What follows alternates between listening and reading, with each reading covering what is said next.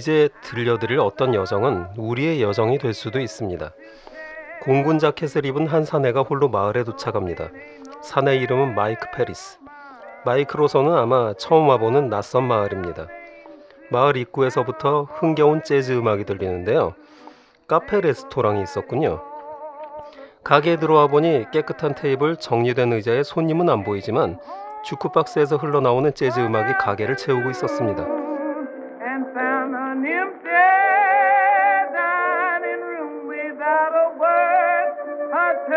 아마 주인장은 주방에서 바쁜 모양입니다.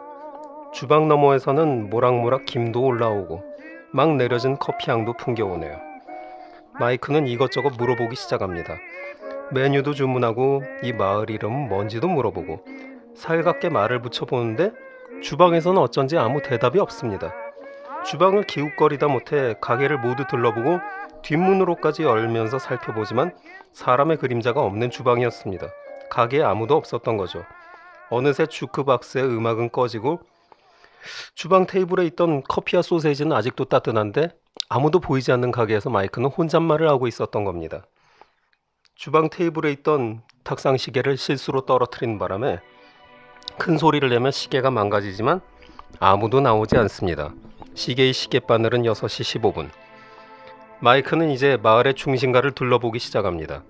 아기자기한 건물들, 깨끗한 대로, 반갑게 사람을 맞을 듯한 여러 가게들이 있는데요. 어디 하나 사람의 그림자가 보이지 않습니다.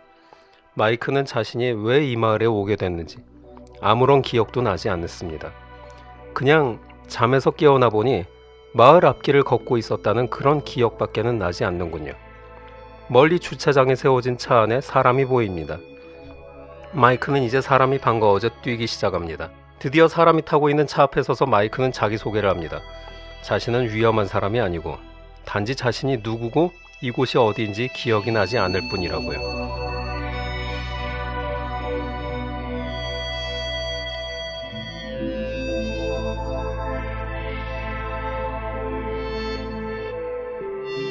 하지만 차에 타고 있는 사람은 침묵을 지킵니다.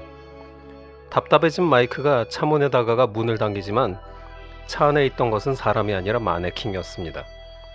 마이크는 마을을 둘러보다 공중전화 박스를 발견하고 그 안에서 전화기를 붙잡고 교환원을 불러보지만 녹음된 목소리가 통화기에서 흘러나올 뿐입니다. 경찰서를 찾아가서 문을 열고 철창문을 두드려보지만 재떨이에서 피다 남은 담배 연기까지 나오고 있는데도 사람은 보이지 않습니다. 혼란스러워진 마이크는 이제 마을광장 한복판에서 외쳐봅니다. 다들 어디 갔냐고 말이죠.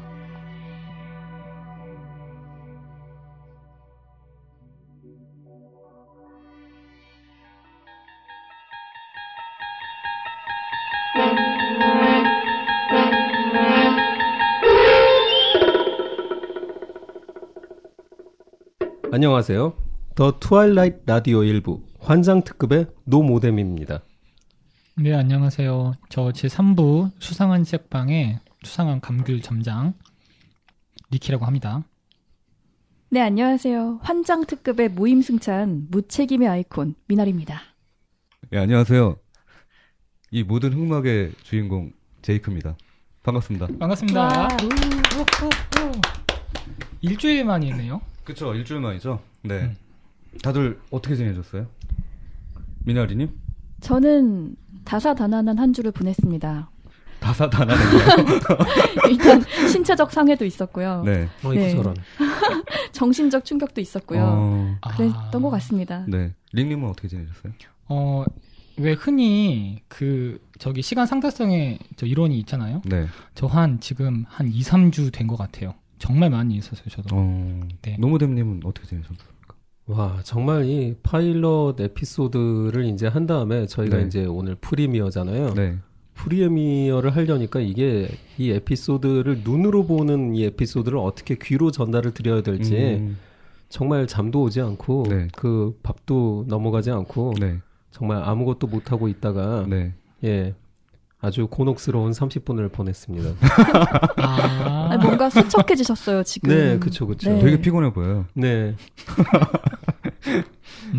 자, 저희 일부 지금 환장 특급이잖아요. 네. 네, 환장 특급. 간단하게 다시 한번 소개를 할까요? 왜냐면 지금 파일럿 에피소드를 들으신 분도 계시지만 안 예. 들으신 분들도 계시기 때문에 네. 그 일부 소개를 직접 한번 좀 부탁드릴게요.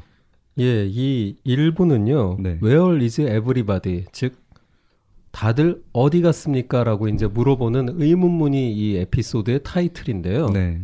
이게 이제 1959년 10월 1일에 네. 10월 2일이죠. 10월 2일에 미국 CBS 텔레비전을 통해 방영된 최초의 환상특급 1화 에피소드라고 할 수 있습니다.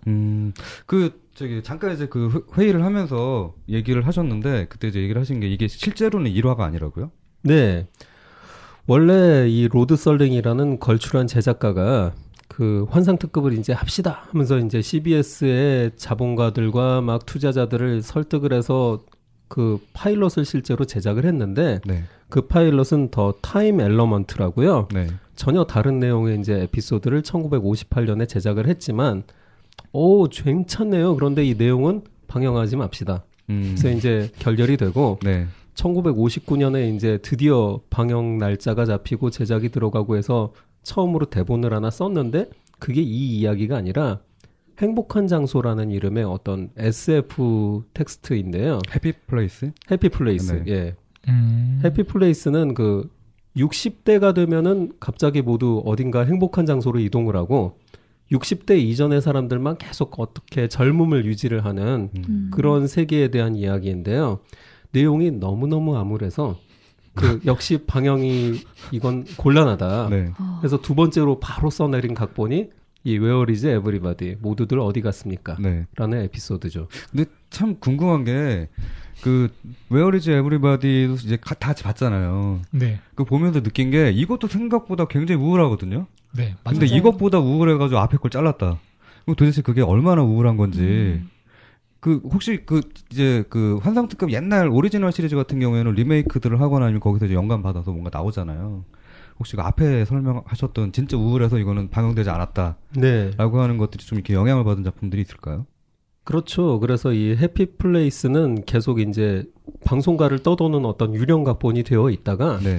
나중에 여기에 살이 붙고 이야기가 점점 더해져서 도망자 로건이라는 이름의 유명한 영화로 제작이 되고 그 영화를 보고 사람들이 또 흥분을 하면서 아 이건 TV 시리즈로 만들어야 된다. 그래서 도망자 로건이라는 이름으로 역시 동명의 타이틀로 방영이 되었고 그게 국내에도 70년대 초반인가 중후반에 방영이 되었던 걸로 압니다. 아마 도망자라는 이름으로 방영이 되었던가 할 거예요. 그 지금 얘기하시는 도망자 로건은 네. 최근에 개봉한 로건하고는 상관이 없는 거죠? 네. 그 영문 타이틀이 이게 도망자 로건은 로건스 런이고요. 네. 최근에 개봉한 건 이제 로건인데 그렇죠. 아마 이게 L 차이가 있고 R 차이도 있을 거예요. 저는 그걸 못합니다. 아, 예. L하고 R하고 예. 뭐 뭘 해도 그냥 리을 발음이 나기 때문에 예, 우리 다 그렇죠, 뭐. 네, 레프트 예. 라이트. 네. 예. 아, 레프트 라이트. 예. 아주 중요한데요. 네. 갑자기. 이제 환상특급 소개를 조금 더 이제 이어서 드리자면은 이 환상특급은 조금 전에 말씀드린 대로 1959년 10월에 처음으로 CBS 텔레비전을 통해 방영을 하면서 미국의 많은 꼬꼬마들을 정신적인 충격에 빠뜨리는데 성공을 했고요. 그렇죠. 그리고 이제 일부 부모들도 충격에 빠져서 네. 계속 매주 시청을 하는 열혈 시청자로 변신할 수 있었죠. 이걸 만든 이제 로드 썰링이 정말 특이한 인물인데 원래 이 사람이 그 자기 전력이 작품에 좀 드러나는 경향이 있는데요. 네. 고등학교 졸업하고 나서 바로 미국 이제 공군 수송대에서 네. 그래서 공군 훈련도 받고 비행기에도 타보고 여러 가지 막 짐을 부리면서 험한 일을 하다가 또 권투 선수 그래서 18전을 해서 17승을 하셨다고 굉장히 뛰어난 권투 선수인데 하필이면 이제 그 2차 대전 때 이제 전투에서 필리핀 전투였나요? 거기서 이제 부상을 입은 게 너무 후유증이 오래가는 바람에 선수 생활을 지속하기가 어려워서 이제 권투 선수를 그만두고 이제 각본을 쓰기 시작했는데 전업 작가로 전직을 하게 되고 1951년부터 55년까지 TV로 이제 70개 정도의 각본을 썼는데 사람들이 각본이 하나씩 나올 때마다 굉장히 좋아했대요. 방송가에서도 좋아하고 그리고 대중들도 좋아하고 에미상도 많이 수여가 되고 그래서 이제 MGM에서 시나리오를 쓰고 CBS에서는 이제 방영을 하고 하면서 이 사람의 이제 전성기는 플레이하우스 90라고요. 네. 그 90분짜리 이제 드라마를 방영을 하면서 재밌는 이야기를 TV로 소개를 하는 건데 이게 시청자들한테 정말 많은 호평을 받게 되었고 로드 썰링이란 이름으로 어떤 재밌는 이야기의 보증수표가 되었는데 이 사람이 쓰고 싶었던 이야기는 이런 게 아니었대요. 되게 인간적인 드라마로 이 90분을 채워놓는 이 단막극 형태보다 되게 공상과학스럽고 네. 어떤 기괴한 이야기가 들어가고 괴담, 판타지 그리고 호러물 이런 것들이 뒤섞인 이야기를 하고 싶은데 플레이하우스 90의 어떤 방향하고는 맞지가 않았던 거죠. 근데 이런 이야기를 씁시다라고 했을 때 아무도 그게 어떤 이야기라는 건지 감이 잘 잡히지 않았대요. 호러면 호러다. SF면 SF다. 휴머니티 드라마면 휴머니티 드라마다 하고 어떤 그 장르가 규정이 네. 되어야 되는데 로드 썰링은 그게 모두 섞여버린 되게 인간적이면서 기괴한 이야기를 만들고 싶었는데 그 어떤 포맷이 정해지지 않았기 때문에 결국은 로드 썰링이 자신이 다 각본을 다 쓰고 제작 포맷도 본인이 만들고 프로듀서도 이제 역임을 하고 그리고도 나레이터를 잘 뽑아놨더니 나레이터가 갑자기 두문물출하면서 이제 연락이 닿지 않아서 자신이 이제 나레이션도 맡고 네. 그러다 보니까 앞에서 오프닝 타이틀도 자기가 나와서 이야기를 하기 시작하고 이게 모두 이 모여진 요소가 환상특급이 되었고 환상특급이 초기 에피소드에 이제 로드 썰링의 목소리만 나오지만 네. 몇 화를 지나가면 로드 썰링 자신이 되게 자신만만한 모습으로 에피소드 앞에 나와서 이제 소개를 해요.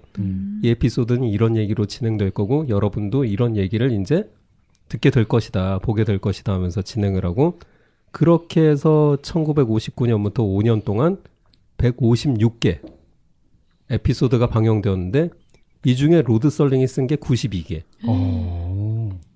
혼자서 정말 많이 쓴 거죠. 64년에 이제 환상특급이 이제 방영이 끝난 다음에도 환상특급의 영향력은 그때부터 시작이 되었던 거죠. 그렇죠. 그 환상특급을 보고 자란 사람들 또 환상특급을 옆에서 보면서 우리 방송국도 저런 거 만들어야지 하는 이제 라이벌 방송국들, 라이벌 작가들, 라이벌 프로듀서들 환상특급의 그 아류작, 경쟁작 또는 청출 어람 같은 이제 시리즈들도 만들어지면서 여러 환상특급 틱한 것들이 계속 생기기 시작한 거죠. 그 지금 얘기를 들어보니까 두 가지 놀라운 점이 있는 것 같아요. 첫 번째가 뭐냐면 그 당시에 하이브리드 장르가 탄생됐다는 거. 네. 그러니까 요즘에 보면 그런 거 많잖아요. 이게 영화 소개하면서 그냥 액션 영화가 아니라 뭐 감성 액션. 그렇죠. 네. 있죠. 그다음에 뭐 미스테리 멜로 이제 이런 식으로 나오는데 그게 과거엔 사실 없었단 말이죠. 한국에서도. 근데 이제 이런 식으로 뭐 약간 호러인데 SF가 들어가 있고 이런 식으로 뭔가 이렇게 두 가지 세 가지씩 이렇게 같이 합쳐져 있는 장르라는 게 제가 볼 때 그 당시에는 이거를 얘기를 해도 사람들이 이해를 못했을 것 같아요. 이제 만약에 조금 더 간단하게 얘기를 해드리자면 이런 거예요. 늑대 인간이 나오는데 얘가 타임슬립을 해서 조선시대에 가가지고 뭐 춘향이를 만난다든가 이런 식으로 굉장히 좀 그 당시 사람들한테 말도 안 돼라고 할 만한 얘기들을 그냥 자연스럽게 거기다 다 녹여버린 거잖아요. 그렇죠. 그러니까 그렇게 생각하면 조금 그 당시 사람들도 약간 놀라웠을 것 같고 장르 자체도 나는 이렇게 해서 이렇게 만들 건데 방금 전에 얘기한 것처럼 늑대 인간이 나오는데 이게 타임머신이 나와 이렇게 하면은 사람들이 이거 이해를 못 하는 거죠. 그거 자체도 상상이 안 되니까. 두 번째로 좀 놀라운 거는 그 당시에 MCN 그러니까 1인 창작. 네. 모든 걸 다 한 거잖아요. 그러니까 원맨 밴드인 거죠. 따지면 음악으로 따지면은 네. 각본 썼지, 연출했지, 거기에 출연도 했지. 또 그 얘기하셨듯이 그냥 그게 뭐 우리처럼 뭐 한 12편 뭐 파일럿으로 해볼까 이게 아니라 100편이 넘게 이어지고 그걸 또 통해가지고 또 많은 사람들이 또 영향을 받고 했다는 거가 제가 볼 때는 뭐 그 당시에는 어마어마했던 거죠. 그거 자체가. 그렇죠. 네. 그 좀 전에 이제 제이크님이 하이브리드 장르라고 말씀을 하셨는데 로드 썰링이 이제 당시에는 아 이것은 하이브리드다 하는 식으로 방송가에 내밀었지만 네. 시간이 지나고 나서는 이게 하이브리드가 아니라 환상특급 장르가 된 거죠. 그렇죠. 네. 그렇죠. 장르를 발명을 했다고 할 수 있습니다. 지금은 그게 되게 익숙한 건데 네. 다시 또 얘기 드리면 도깨비 같은 거 보면 네, 그러니까. 도깨비도 그렇고 최근에 그 시카고 타자기 같은 작품을 보더라도 우리가 기존에 보던 그런 내용은 아니에요. 왜냐면 일반적인 그런 로맨스라든가 일반적인 그냥 드라마가 뭔가 거기에 판타지가 하나씩 다 들어가 있거든요. 말도 안 되는 것들. 네. 근데 그게 우리는 지금 익숙하지만 이게 앞서서 이런 환상특급 같은 이런 좀 기념비적인 작품이 없었으면 불가능했을 거라는 거죠. 약간 콜럼버스의 달걀이 떠오르기도 해요. 그러니까 처음에 지금이야 저희가 너무 익숙하게 받아들여지는 건데 처음 시작하는 게 어렵거든요. 그거를 한 사람이고 그 다음에 그걸 계기로 하나의 세계관을 만드는 사람인 거죠. 이 제작자이자 작가가 직접 모습을 드러내고 내레이션을 하니까 저 같은 그냥 사전 정보 없이 보는 시청자 입장에서는 굉장히 이것에 대한 애착을 가지고 있는 걸로 보이기도 하고 자부심 있게 느껴지기도 했어요. 이제 그 로드 설링의 천재성은 이렇게 장르를 만들고 형식을 만들었다는 것으로도 충분히 이 발현이 되고 있지만 정말 많은 사람들이 깜짝 놀라버린 이 사람의 천재성은 이 이야기 자체에 들어가 있는데요. 이 웨어 이즈 에브리바디의 충격적인 그 결말과 그 반전 요소는 두고두고 이 환상특급 장르에 있어서도 어떤 귀감이 되었고 네. 많은 이제 파생 장르를 양산시키는 어떤 출발점이 되는데 이 이야기를 하려면 이제 이 일화의 자세한 결말에 대해서 말씀드리지 않을 수 없네요. 네. 그럼 이제 좀 전에 이야기를 해드렸던 그 1화의 에피소드를 이어서 소개를 해드리겠습니다.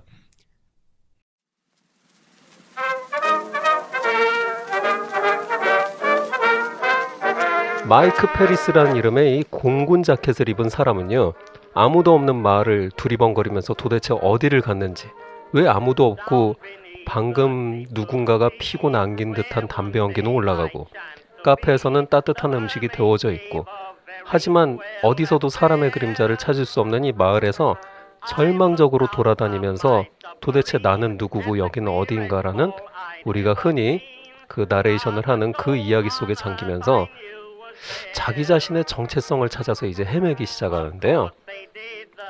이제 해가 저물고 마을에 조명이 들어오자 극장 앞에 환한 조명이 켜지면서 극장에서 갑자기 영화가 상영을 하기 시작합니다.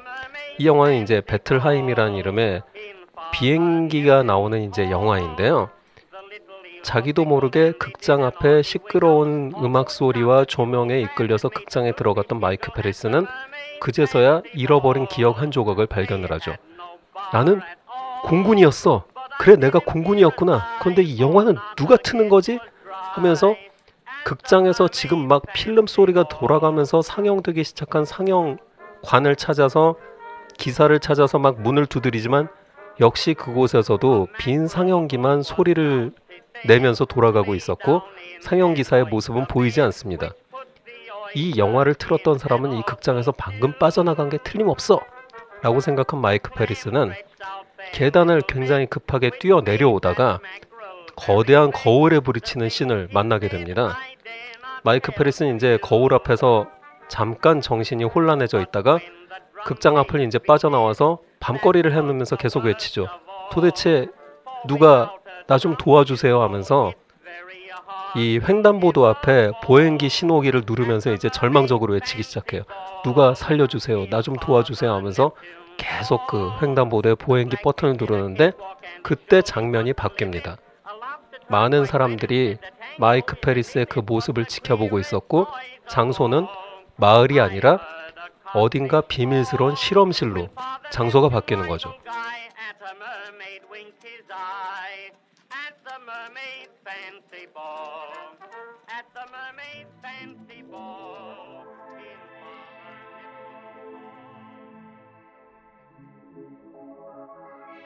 그곳은 사실은 공군의 실험기지였습니다.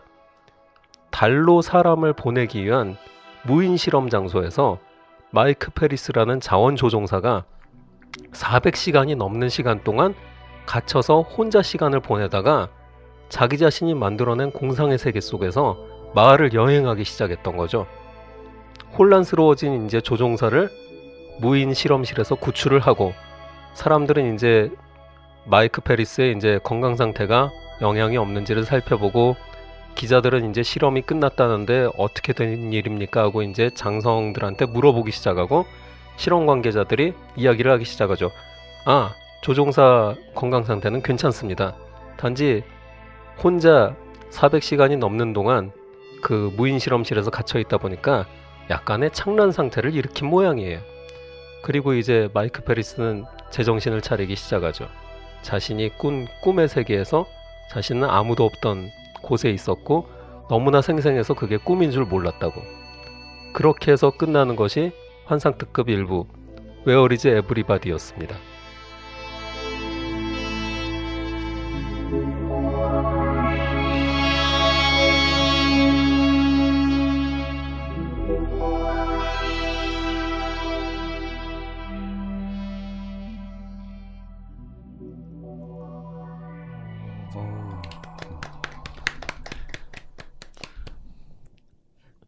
영화가 몇 가지가 생각이 나네요. 네, 어떤 영화들이죠? 그러니까 우선 이제 네. 저는 3편 정도가 생각이 나요. 첫 번째 매트릭스. 매트릭스. 네, 이거는 예. 뺄 수 없을 것 같고. 네. 두 번째 마지막 장면 이제 얘기하실 때 생각나는 영화는 소스 코드. 네, 맞아요. 소스 코드. 네. 그리고 세 번째 그걸 지켜보는 사람들이 있었다. 그건 이제 트루먼 쇼. 오, 네, 그러네요. 그래서 이렇게 세 가지 정도가 생각이 나요. 세 가지 다 이 Where is Everybody에 생생한 영향을 받았다는 게 느껴지네요. 네. 그 우선 저도 이제 같이 봤잖아요. 자, 같이 봤는데 이제 그때 이제 가장 놀랐던 장면이 사실 이걸 노무대님이 저한테 주시면서 뭐라 그랬냐면 그 19분 매체였죠?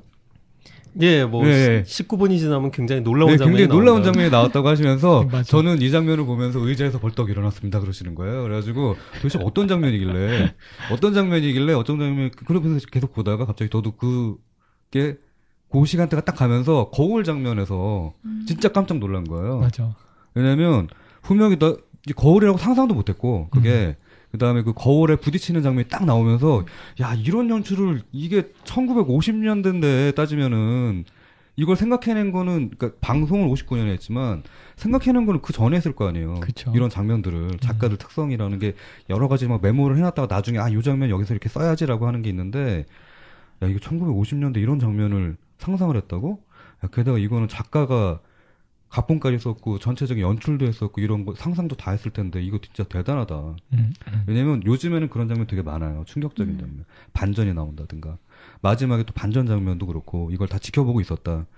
사실 저는 한 앞에 조금 보면서 그런 거 아닐까라고 예상은 했는데 그럼에도 불구하고 그 당시 사람이다 내가라고 생각했을 때는 아 이건 예상 못했겠다. 왜냐면 이런 식으로 반전을 주는 영화는 있었을지 몰라도 TV 시리즈는 없었던 것 같은데라는 생각이 들어서 전 거기서 되게 깜짝 놀랐었어요. 미나리님 같은 경우에는 어떤 장면 기억나세요?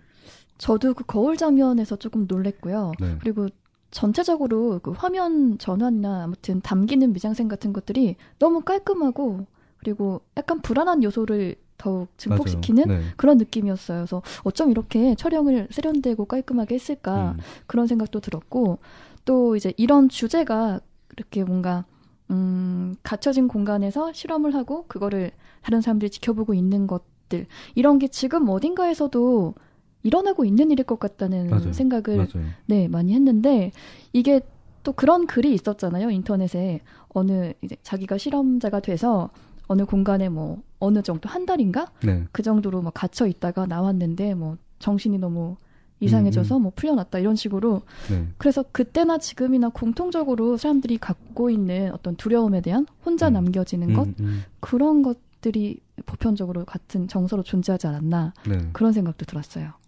링님은 어떠셨어요?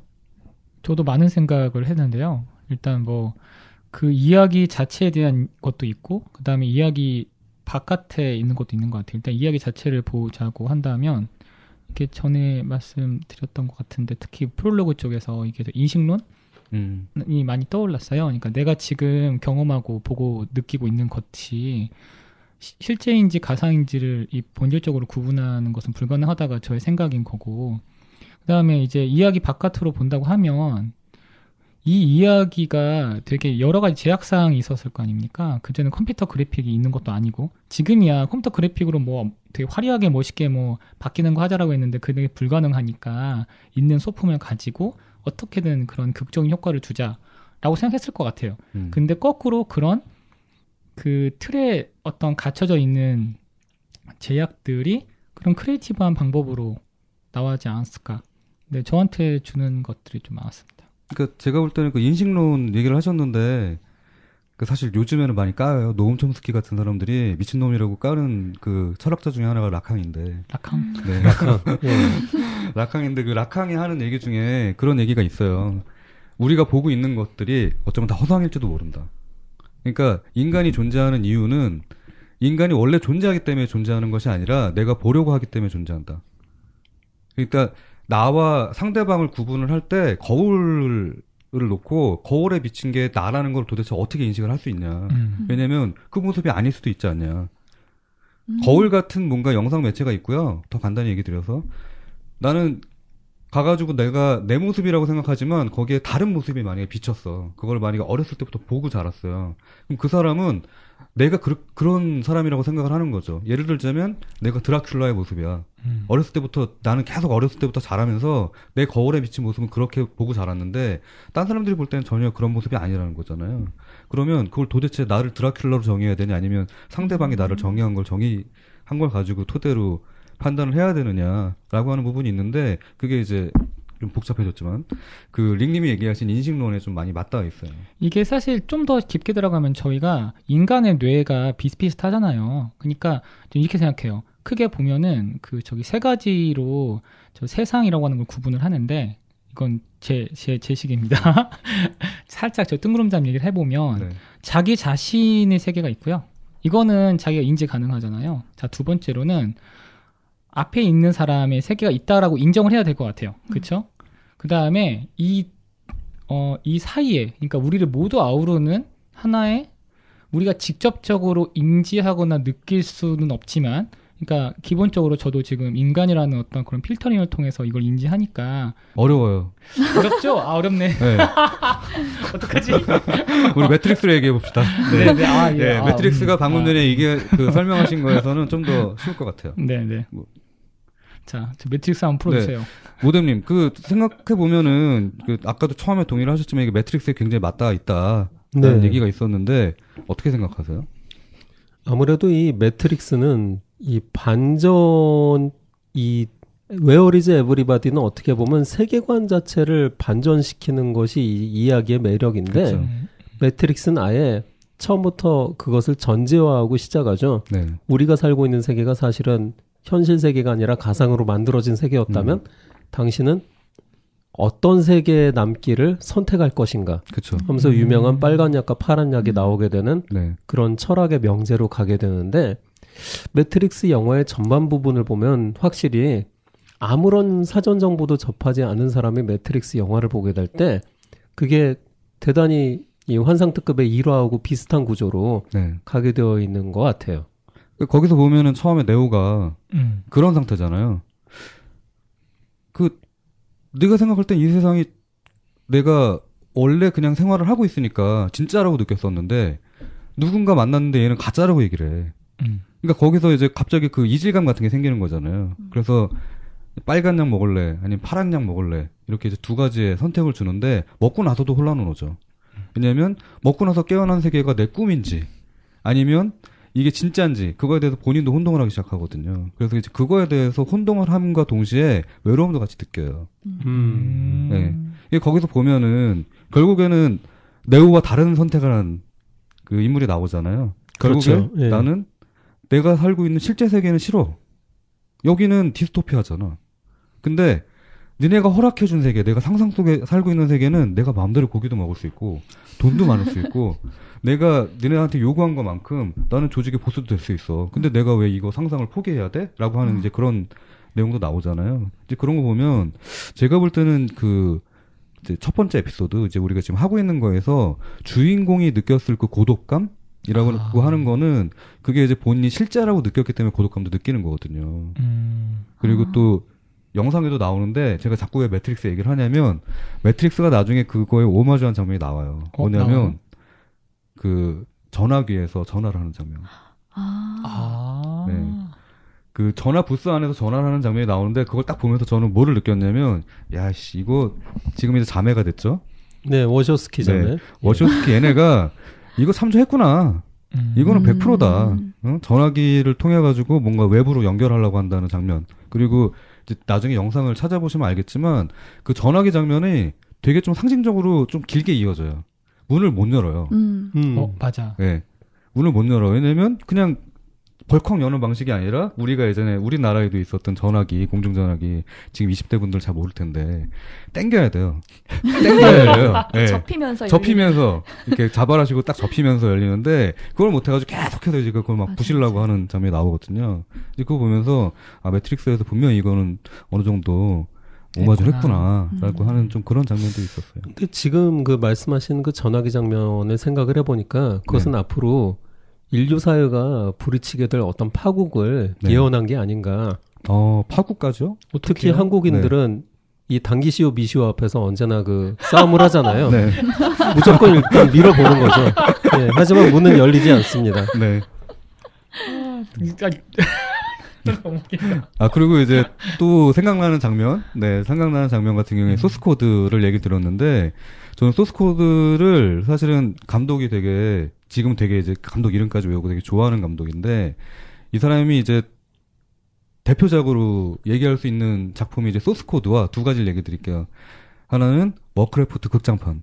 그 사람이에요? 네. 덩칸 존스라고 하는 감독인데, 이 사람이 원래 데뷔작이 이제 더 문이라고 하는 아실 거예요. 이거 아마 보신 분들은 그거의 팬들이 되게 많아요. 야, 그 영화를 네, 더 문 같은 경우에부터 좀 이제 소개를 드리자면 그 달에 이제 가서 실험을 하는 사람이 나와요. 그러니까 그 달에 가서 고립되는 거예요.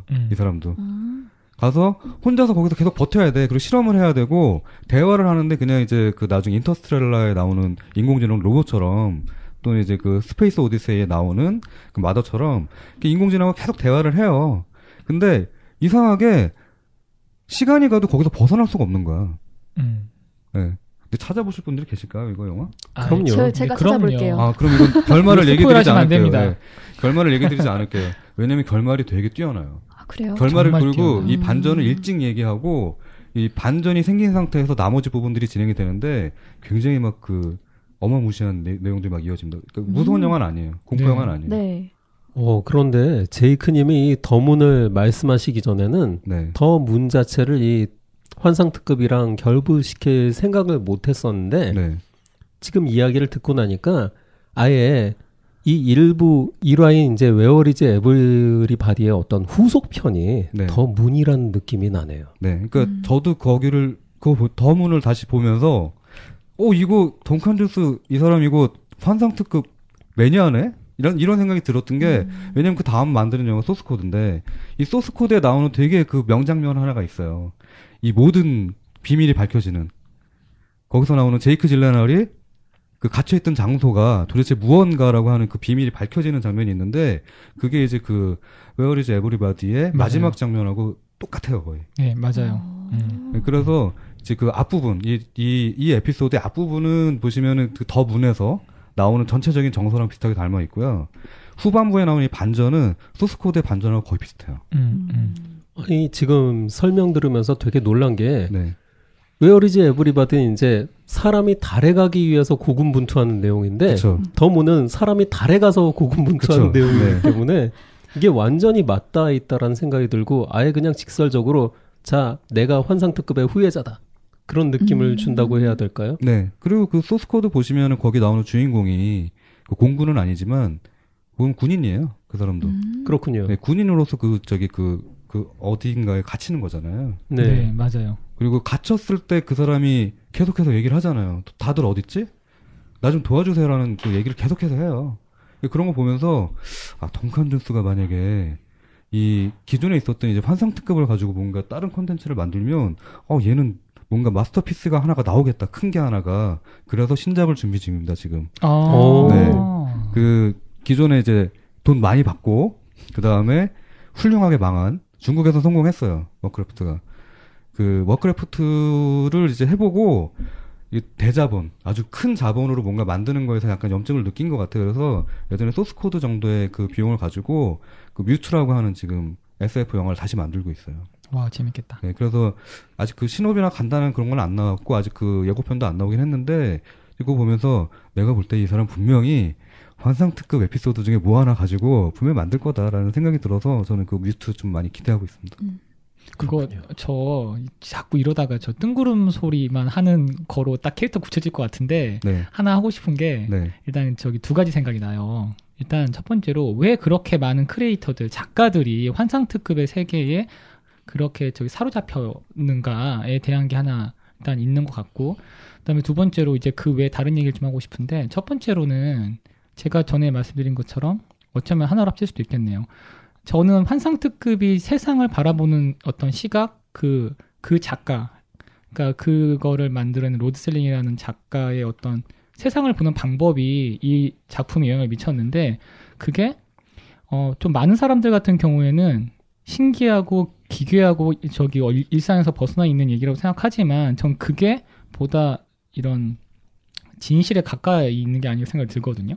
그러니까 뭐 우리가 알고 있는 것이 아니라. 그다음에 두 번째로는 어떤 생각이 드냐면, 거기서 공통 나온 정서가 외로움 내지는 이런 고독이란 말이죠. 근데 이제 저는 그게 자기가 제일 확신할 수 있는 건 자기 자신밖에 없다고 생각하는 사람이란 말이죠. 한 발짝만 벗어나도 이 사람이 사람인지 아닌지도 확신을 못하는 게 진실이라고 생각해요, 개인적으로는. 그래서 그렇게 근데 그 사실을 깨달으면 되게 외로워지죠. 그렇죠. 그 다음에 저희들이 하는 여러 가지 뭐 글 쓰고 말하고 만나려고 하고 막 나를 표현하고 들으려고 하는 것은 일종의 발버둥이라고 생각하거든요. 이제 그렇게 좀 느껴졌어요. 그런 것도. 그 별명이 하나 더 생기시겠는데. 네? 뜬구름 위에 감귤이라고? 아,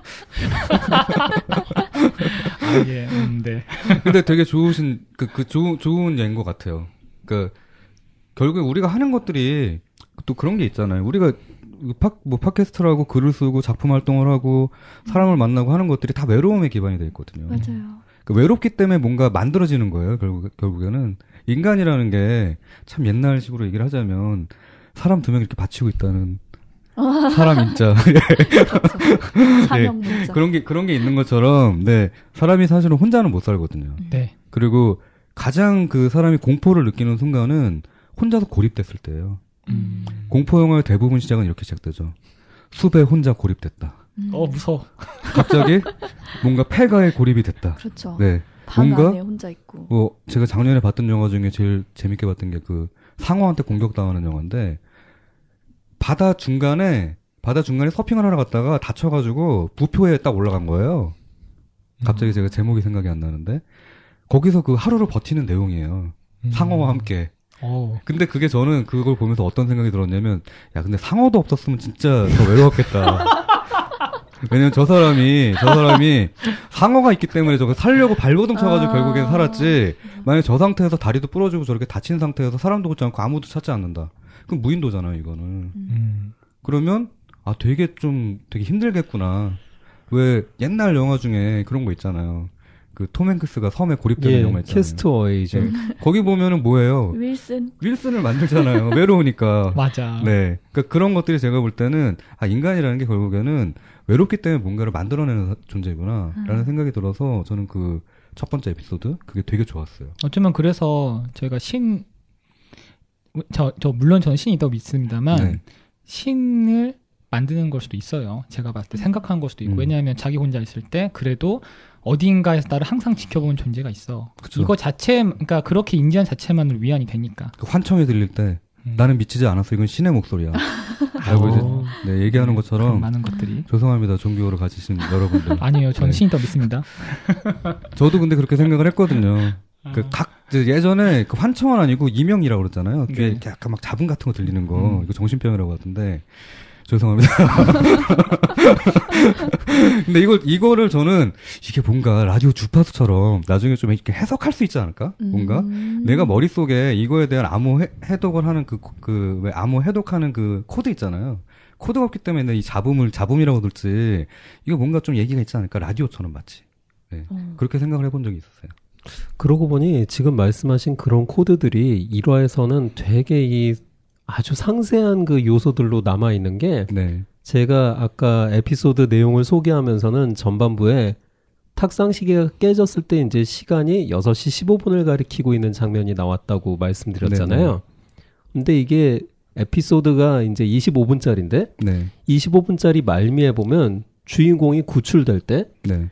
깨져 있는 시계가 나오는데 그 시계의 시간이 6시 15분으로 되어 있어요. 그러니까 사실은 두 가지를 가리키는 거죠.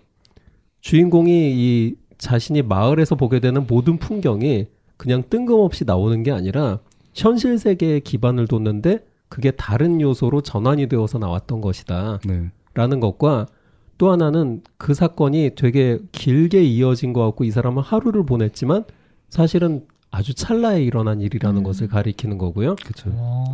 그리고 이제 이분이 네. 그 마을에서 이제 횡단보도 버튼을 누를 때 이 한참 누르게 된 이 버튼이 사실은 무인 실험실에서는 비상 구조 요청 네, 단추입니다. 네, 네. 그래서 자기도 모르게 누르게 되는 단추가 사실은 많이 훈련을 받아서 무슨 일이 일어났고 더 이상 견딜 수 없는 상황이 되면 이 단추를 눌러라. 이 감각은 잊지 않고 있었던 거죠. 네. 그래서 상상의 세계 속에서는 이게 그냥 아무도 없지만 횡단보도 앞에 그 보행기 버튼을 누르면서 제발 나 좀 누가 구해달라고 외치게 되는 거죠. 이런 것들 보면 이 우리가 뜬금없다고 느끼는 요소들이 알고 보면 되게 잘 마련된 어떤 장치이자 그 나름의 메타포가 있는 게 아닐까. 예. 그 영화 하나가 또 생각이 나네요. 그 주인공이 영화관 들어가잖아요. 네. 영화관 들어가서 영화를 보잖아요. 네. 근데 이게 저는 되게 재밌었던 게 뭐냐면 나중에 다 이제 밝혀진 다음에 반전이 밝혀진 다음에 다시 복귀를 해보니까 그럼 이 사람은 자기가 상상 속의 극장을 들어간 거네? 극장 안에서 내가 상상한 걸 또 만들어내가지고 그 극장에서 상영되는 영상을 본 거네라고 하면서 그러면 이거는 인셉션하고 비교해 볼 수도 있어.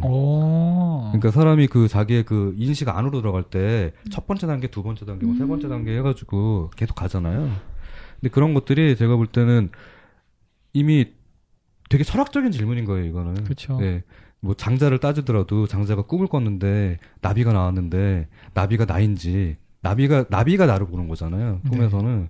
그러니까 꿈에서 깼는데 내가 나비였나? 라고 생각을 하고 현실에서 그럼 나는 도대체 뭔가라고 하는 이제 똑같아요. 락강 얘기했던 거랑 인식론을 얘기하셨던 거랑 비슷한데 이런 식으로 그러면 이 로드 설링이라는 작가는 도대체 이 깊이가 도대체 어디까지 닿아 있나 그런 게 좀 많이 놀라웠었어요.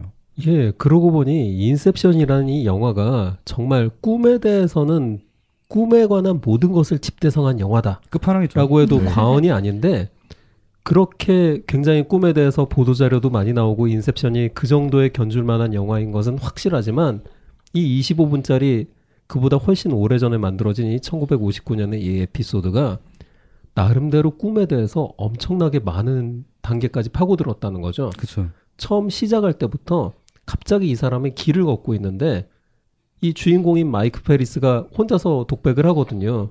내가 꿈을 꾸고 있는 건지도 몰라. 왜냐하면 사람이 꾸는 꿈은요. 심리학자들이 언제나 이야기를 하지만 어디서부터 시작하는 건지 그 구체적인 정황이 없이 갑자기 어딘가 자신이 서 있대요. 길에 서 있다든지 어디 마을에 있다든지 뭘 하고 있다든지 인셉션에서도 보면은 주인공들이 꿈의 단계에 들어갔을 때 언제나 뜬금없이 나타나거든요. 장소에. 네. 그게 사실은 꿈의 정황을 되게 사실적으로 묘사한 거라는 거죠. 그리고는 이 1959년 에피소드 안에서 주인공이 되게 상세한 모든 것들을 보면서 말을 해요. 전화번호판에 그 전화번호부를 보면서 그 사람 이름들을 본다든지 카페 안에서 이제 그 마을의 고등학교 농구팀이 다른 농구팀을 어떻게 이기고 있는지 뭐 맞아요. 스코어와 네. 명단까지도 보면서 자기도 모르게 이렇게 말을 하죠.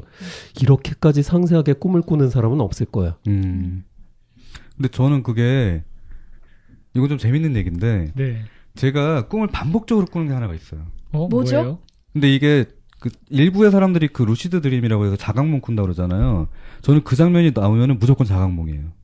그 꿈 안에서 내가 뭐든지 할 수 있어요. 근데 그게 뭐냐면 제가 4살 때 살았던 동네가 인천에 있는 송현동이라고 하는 동네인데 거기에 이제 되게 작은 집이 있어요. 작은 방, 그러니까 큰 집이 있으면 거기에 새들어 살았었는데 거기에 이제 5식구가 같이 살았던 집인데 그 집을 가려면 골목길을 들어갔었어야 돼요.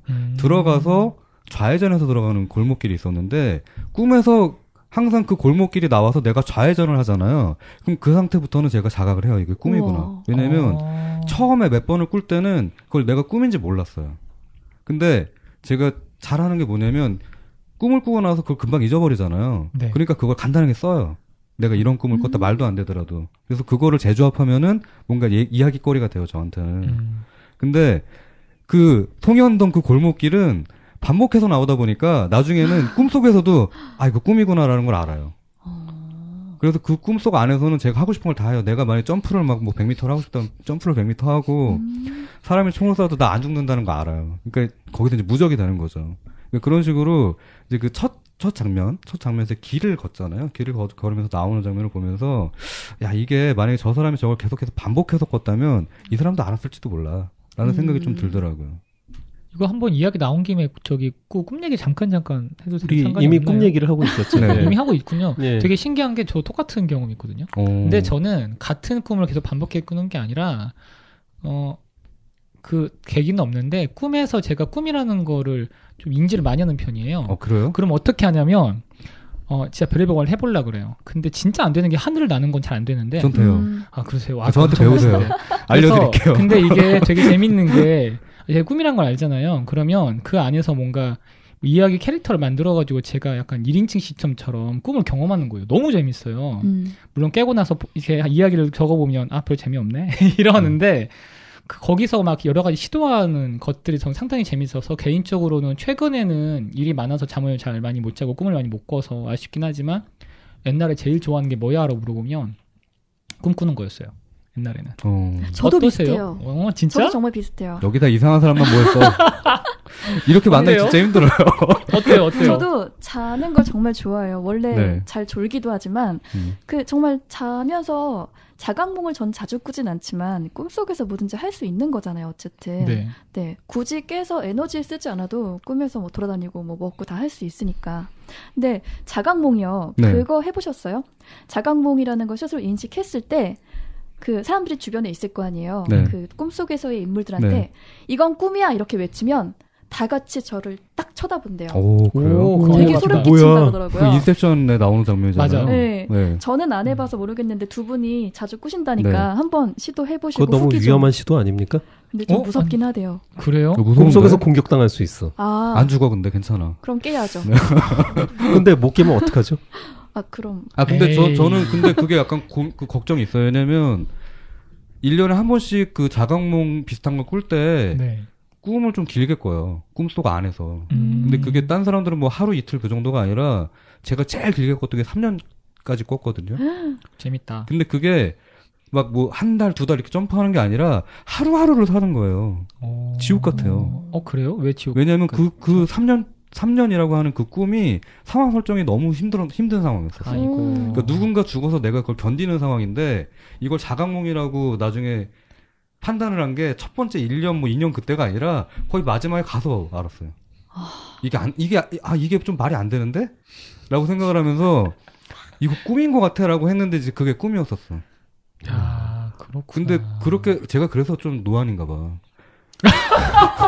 갑자기 그게 무슨 상관이에요? 뭐 아무 말인데. 네.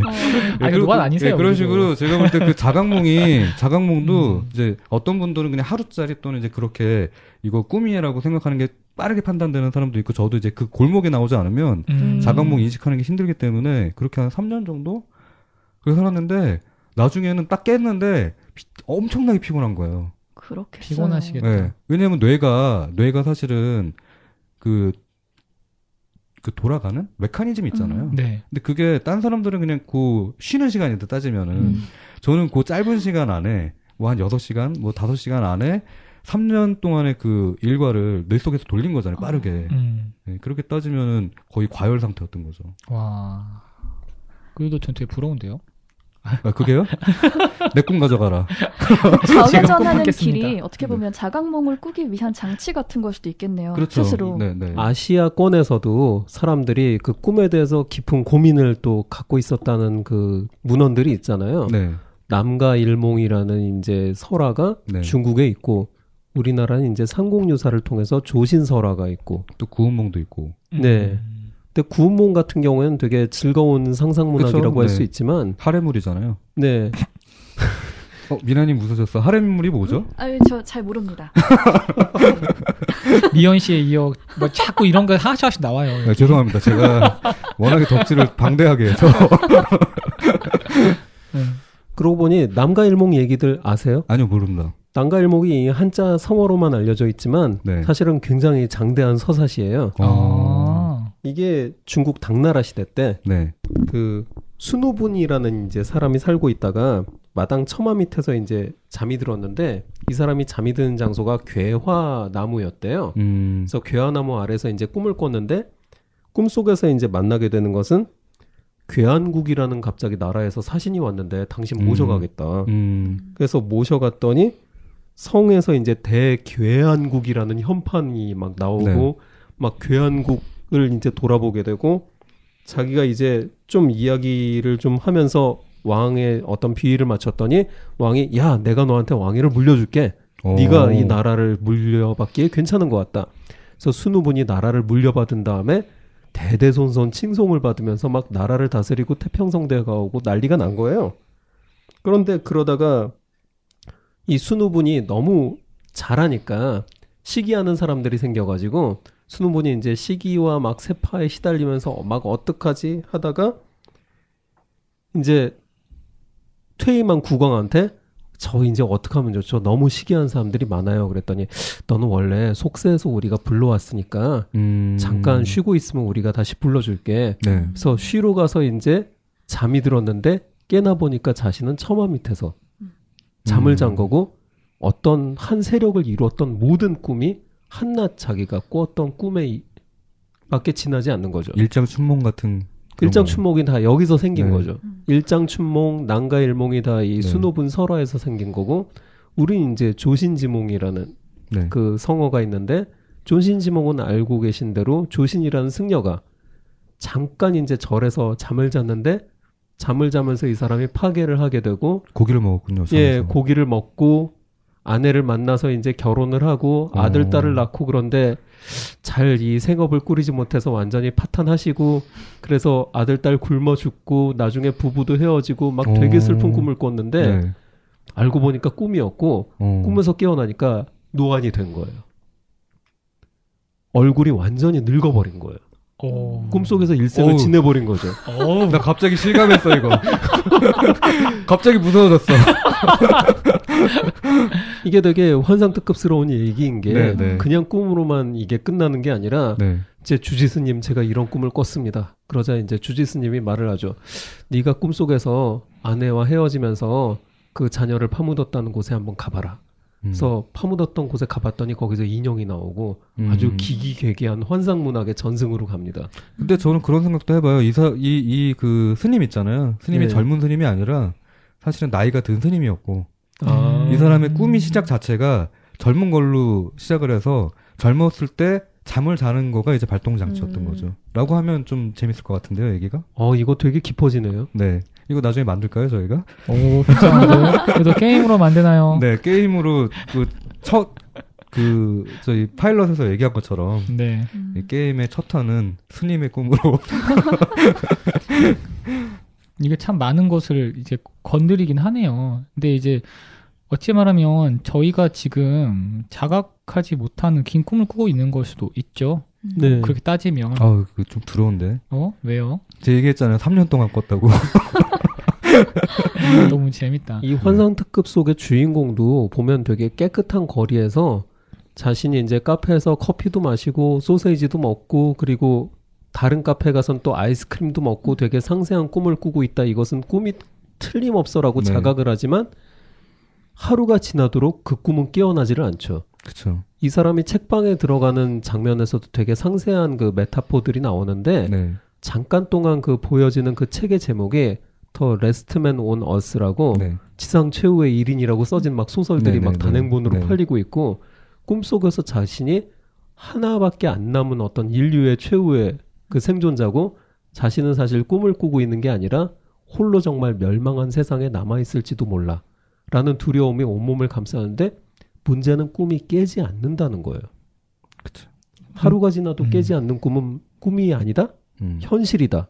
라는 그 자괴감이 엄습한 순간 이 사람은 굉장한 두려움에 빠지게 되는데 이게 아까 제이크님이 말씀하셨던 것처럼 꿈이라고 생각한 순간까지는 좋은데 그런데 그 꿈이 깨지 않는다. 여기서부터가 정말 문제인 거죠.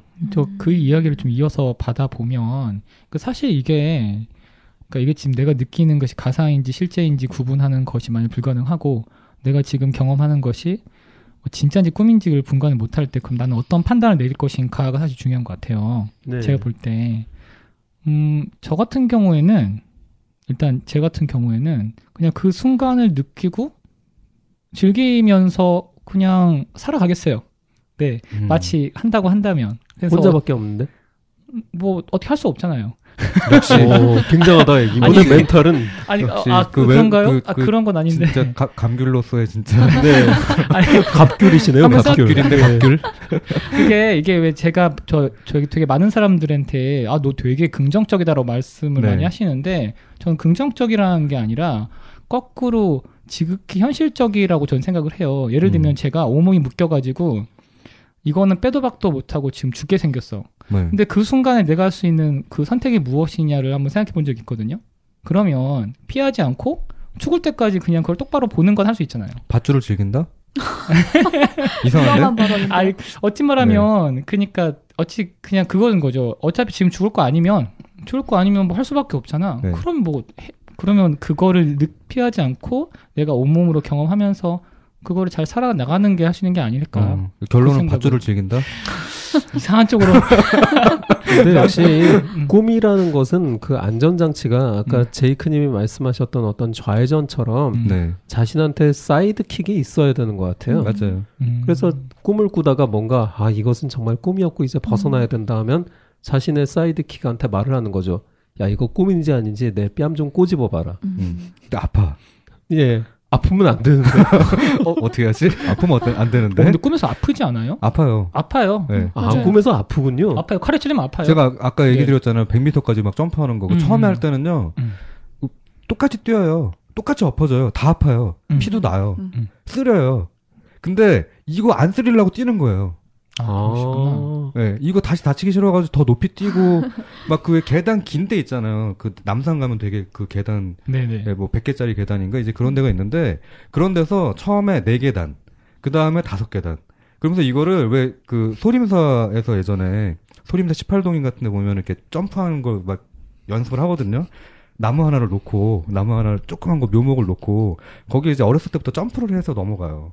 그렇죠. 근데 말도 진짜 안 되는 게 얘가 한 18살 정도가 되면은 나무가 엄청나게 큰데 나무도 자란 것도 이상해. 이거 뭐 진짜 그런 나무가 없을 것 같은데 진짜 엄청나게 뭐 한 10m 가까운 나무를 뛰어넘는 거 그 장면들이 나오거든요. 근데 그게 전 꿈에서 돼요. 그렇군요. 네. 그 그래서 에도 그게- 시대 때 일본 이가 닌자들도 똑같은 교본이 있잖아요. 그렇죠. 처음부터 조그만 거 뛰어넘기 시작하면 네. 나중에 나무도 훌쩍 뛰어넘고. 네네. 그러니까 저는 이제 그 꿈에서 그게 실제인지 아닌지에 대해서 잘 구분이 안 되는 거죠. 왜냐면 내 입장에서 노력을 했잖아요. 거기서 꿈에서 노력을 했잖아요. 그만큼 노력을 하고 시간을 들이고 나 고통도 당했잖아요. 네. 그 깨달음도 있어요. 나중에는 그거 통해 가지고 너무 높이 뛰면 안 된다. 떨어질 때 아프다. 이런 것도 생기기 때문에 그게 꿈이라고 생각을 못 하는 거예요. 처음에는. 그런데 이거 저는 새롭게 좀 충격에 빠진 게 지금까지 꿈을 깨어나는 방법은 이제 꼬집어봐라 꿈인지 아닌지 이 퀘스트가 되게 네. 그 명확한 전제라고 생각을 했는데 꼬집어도 아프다. 그럼 이거 쓸데없는 거잖아요. 그럼요. 네. 이거 누가 지어낸 거죠, 이거? 글쎄요. 약간 그 제보 바랍니다. 꿈에서는 통각이 좀 둔해지는 느낌이긴 한 것 같아요. 저는 그렇거든요. 네. 그리고 자각에 대한 얘기를 하다 보니까 생각이 났는데 조금 다르긴 한데 저는 가위를 정말 잘 눌려요. 근데 막상 가위 눌릴 땐 이게 내 눈앞에 보이는 환상이나 환청들이 진짜인지 아닌지 분간이 잘 안 되잖아요. 그저 무섭잖아요. 근데 제가 언젠가부터 이건 그냥 가위야라고 깨닫게 되는 어떤 것이 있거든요. 그게 이제 뭐 인셉션으로 치면 토템 이렇게 돌리는 걸 수도 있고 아니면 진짜 뭐 킥일 수도 있는데 뭐냐면 제가 눈이 정말 나빠요. 눈이 엄청 나빠서 안경을 안 끼거나 뭐 렌즈를 안 끼면 바로 앞에 있는 것도 잘 안 보여요. 근데 가위 눌릴 때 제가 렌즈나 안경을 착용을 안 했잖아요. 네. 근데 귀신이 너무 잘 보이는 거예요. 잘 보이니까 아니다. 네, 그러니까 이건 그럴 리가 없다. 언제부턴가 저 거실에서 이렇게 다가오는 흰 소복을 입은 머리 푼 여자가 너무 상세하게 보이니까 그럴 리가 없는데 이러면서 가위를 깨게 됐어요. 아, 재밌다. 네. 저 같은 경우는 그랬습니다. 갑자기 전국에- 가위까지 넘어왔는데. 전국에 가위 눌리시는 분들은 네, 특히 참고하세요. 안경 쓰신 네. 분들은 참고하시기 바랍니다. 그러니까 이거 확실합니다. 귀신이 잘 보일 수가 없어요. 그렇군요. 네. 자, 이렇게 해서 저희가 환상특급 1화 그 모두들 어디에 갔느냐 돌아보셨는데요. 네. 이 영상을 실제로 이제 보게 되시는 분들도 있으시겠지만 보지 못하시는 분들을 위해서 저희가 더 트와일라이트 라디오 그 페이스북 페이지에 이미지와 관련 영상을 최대한 충실히 게시해 놓도록 하겠습니다. 오호. 예, 오호. 다음 화가 또 어떤 네. 이야기가 될지는 저도 아직 정하지 않았는데요. 네. 이렇게 해서 들으신 환장특급 되게 모자란 부분이 많으셨을 텐데 아쉬운 부분이나 모자란 부분 있으시면 다시는 안 들어 이렇게 이제 끊으시기보다는 그래도 자원과 자선을 베풀어 주시는 마음에서 네. 페이지에 한마디 남겨주시면 네. 저희가 충실한 피드백을 반영해서 네. 다음 화에는 조금이라도 재미있게 만들 수 있도록 네. 노력하겠습니다. 감사합니다.